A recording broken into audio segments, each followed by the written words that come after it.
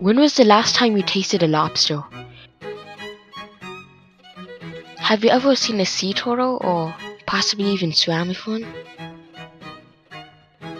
Well, there won't be any left if we keep polluting the oceans.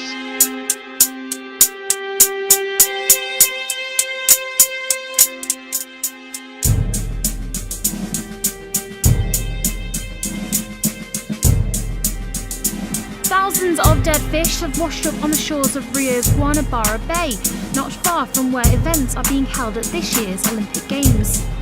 Another menace from the sea is overwhelming beaches in Orange County, California. Why are they there? Ben Tracy says these crabs are trying to tell us something. With mathematical models, scientists have demonstrated that if we continue to pollute as we are now, the ocean acidity will double by the end of the century compared to pre-industrial times. That is a big problem.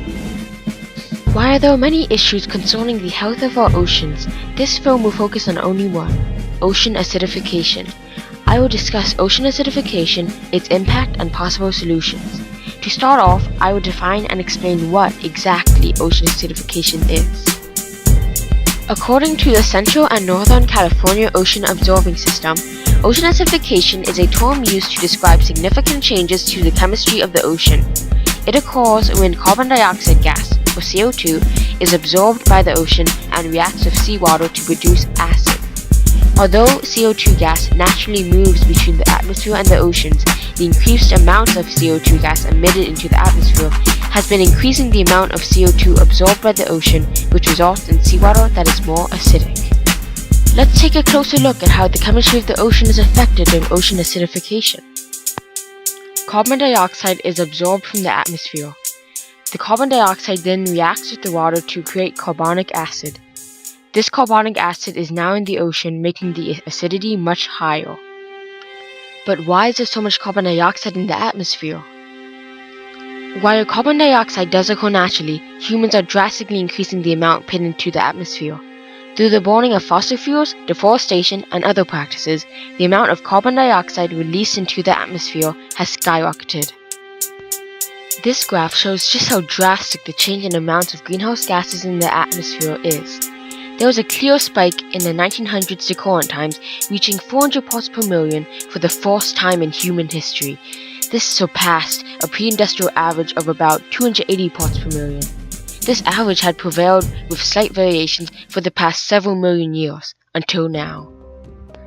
The pH of the oceans has rapidly declined as a result of this surge in carbon dioxide. Over the past 300 million years, ocean pH has been slightly basic, averaging about 8.2. Today it is around 8.1, a drop of a tenth of a pH unit. This is a dramatic 30% increase in acidity over the past 2 centuries. With the oceans currently absorbing about 22 million tons of carbon dioxide emissions a day, ocean acidification is at an all-time high, threatening ocean life as we know it. Under these acidic conditions, marine life find it harder to build skeletons, construct reefs, or simply to grow and breathe. The entire food web is at risk. This is not just an ocean problem, it affects all of us. I live in Maryland where crabs are a valuable resource and vital part of our economy. Today, more than 1 billion people worldwide rely on food from the ocean as their primary source of protein. Many jobs and economies in the US and around the world depend on the fish and shellfish in our oceans. There have already been massive oyster die-offs in the US Pacific Northwest because of acidic seawater. Now the question remains, how do we fix this? While there is no clear-cut cure, there are many ways to prevent future damage. The biggest problem is the amount of carbon dioxide that is being emitted, mainly because of the burning of fossil fuels. Therefore, we can start change by doing things like eating less meat. Livestock farming produces more greenhouse gases than all forms of transport combined. Using less energy. Turn off the lights, unplug power sources not in use, and use shorter cycles on your dishwasher and washing machine. Using less water. A lot of energy goes into pumping, treating, and heating water, so saving water reduces greenhouse gas emissions. Drive and fly less, carpool, ride bikes, and take public transit. These are all ways that you can help stop ocean acidification. Ocean acidification is real and bigger than ever. We started this disaster, so it's our job to stop it. Be a hero. Help save the ocean.